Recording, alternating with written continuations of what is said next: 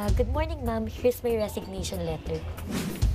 Okay, pero kailangan mo muna mag-render ng 30 days at magkaroon ng proper turnover, ha? Yes, ma'am. Noted. Hi, Ms. Ruiz. Pinapaalam lang namin na we are waiving the 30-day notice. We need you to sign this document so your resignation is effective immediately.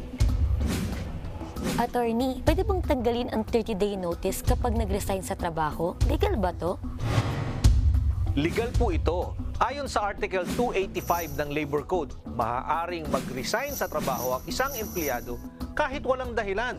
Basta dapat ay bigyan niya ng 30 days prior notice ang employer para makahanap ng kapalit.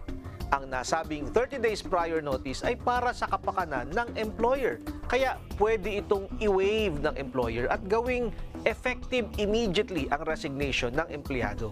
Sa ilalim din ng nasabing batas, pwede nang mag-resign ng isang empleyado effective immediately at hindi na kailangan ang 30 days prior notice sa mga sumusunod na dahilan o just causes. Number 1, seryosong pag-insulto ang ginawa ng employer sa kanyang empleyado. Number 2, hindi makataong pagtrato ng employer laban sa empleyado. Pangatlo, paggawa ng anumang krimen ng employer laban sa empleyado o kanyang pamilya. At pang-apat, iba pang kahalintulad na dahilan. Dapat po nating tandaan na ang empleyado ay hindi dapat inaabuso.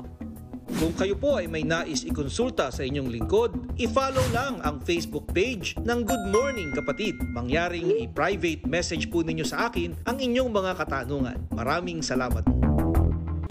Mga kapatid, Justin Quirino po. Masayang kwentuhan at makapulahang informasyon ang hatid namin tuwing umaga. Kaya't mag-subscribe na at mag-follow sa social media pages ng News 5.